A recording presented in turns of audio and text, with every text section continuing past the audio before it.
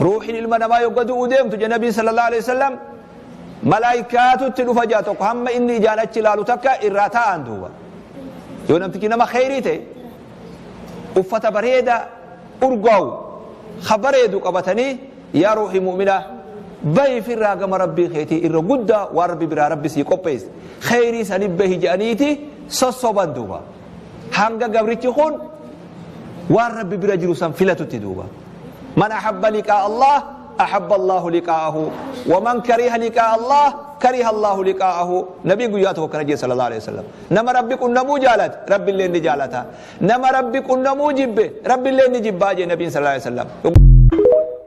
زوجات النبي صلى الله عليه وآله وسلم تزوج خديجة ثم سودة ثم عائشة ثم حفصة ثم أم سلمة ثم جويرية ثم زينب بنت جحش ثم زينب بنت خزيمة ثم أم حبيبة ثم صفية ثم ميمونة فماتت خديجة وزينب بنت خزيمة في حياته وتوفي صلى الله عليه وآله وسلم عن التسع البواقي.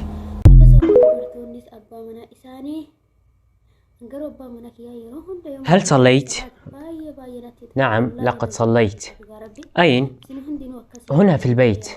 ولما لم تصلي معنا في المسجد؟ وما الفرق في ذلك؟ ما الفرق؟ يا رجل المسجد ملاصق للمنزل، وإن يكن سواء صليت في البيت أو في المسجد يبقى الأمر واحدا مع اختلاف يسير في الأجر، كما أن الإمام يطيل كثيرا في الصلاة. ألا تخجل من نفسك؟ أنت بكامل صحتك وعافيتك وتقول ذلك؟ وما العيب فيما قلت؟ اسمع، صحيح أن العلماء اختلفوا في حكم صلاة الرجل في المسجد، فمنهم من قال بأنه فرض عين، وذهب البعض إلى أنها فرض كفاية، وقال البعض الآخر بأنها سنة مؤكدة. لكن صلاتك في المسجد أفضل ب27 درجة من صلاتك في البيت. كما أن أعمى جاء إلى النبي صلى الله عليه وسلم ليأذن له حتى يصلي في بيته، فقال له النبي صلى الله عليه وسلم: أتسمع النداء؟ قال: نعم. قال: فأجب. فانظر، هذا أعمى ولم يأذن له النبي صلى الله عليه وسلم، فما بالك أنت تتخلف عن صلاة الجماعة؟ وروي عن ابن مسعود رضي الله عنه أنه قال: لا يتخلف عن صلاة الجماعة إلا منافق معلوم النفاق. وإطالة الإمام في الصلاة ليس عذرا يبرر تخلفك عن صلاة الجماعة، فما دمت تسمع النداء فيجب عليك الإجابة حتى لا تكتب من الغافلين.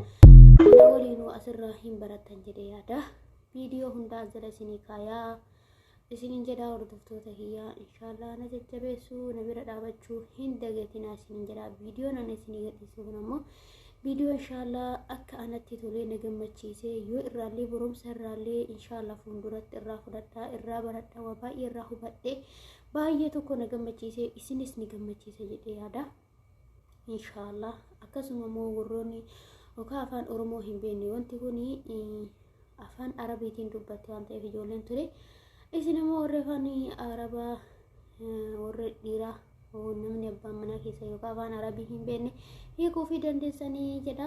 garuu wanti kuni wanti jarri jettu masgiida salaatuun ajri akkamii akka qabu akkasuma immoo nabiin keenya maal jedha nama masgiidatti salaatu kan jedhan jechaadha.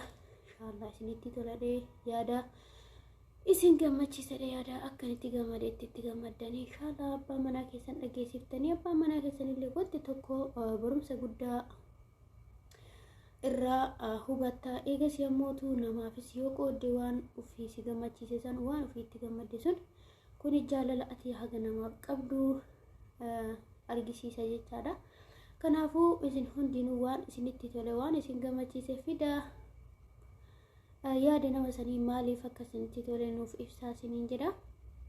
gaafa sana immoo barumsa guddaa irraa baranneen hundinuu karaa khayrii taanaan itti wal waamnaa, karaa sharrii taanaan irraa wal gorfannaa jechaadha. kanaafuu keessattuu waan khayrii irratti inshaallah haa heddumeennu maaliif addunyaa kanarraa abadan zalaalamii hin teenu jechuudha. ergisa jechaadha akka nama amma fakkeenyaaf nu imala irra jirruuti jechaadha.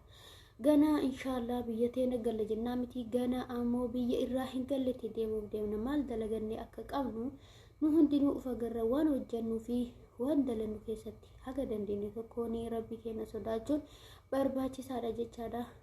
maalli of jalatti gadhiisaarra rabbi nu haa eegu. wanti kun hadda wanti hadda miidiyaa irra gadhiifnu kun gaafa itti duute adada namni wanta san dhageessatuuni wanti san ammoo yoo wanta sharrii ta'ee adada namni wanta san dhageeffatuun achitti azabamta jechaadha. Yoo wanti sun waan khayrii ta'e adada namni sun dhageeffatuun namnis du'aa isii godha waan ta'eefi adada wanta kee viidiyoo sa'ee dhageeffatuuf akkasuma ajiriin siyaati jechaadha. Kanaafuu odooma hin du'in haga dandeenyeen haguma rabbiin nu laaffisee waan gadhiifnu san waan khayrii waan laallu san waan khayrii laallee inshaallah warra irraa baratee nama barsiisu rabbiin nu haa taasisu. إن شاء الله هذا فيديو براتي ولد ديبنتي اللهم انصرنا على الكافرين أكخيجنا لالته ميغنون قبني نصري دين ديبوني ديبوني يا بولتي يا رغي يا بولسا بيا دنيا يرو قباب دولابتيسا الرهوز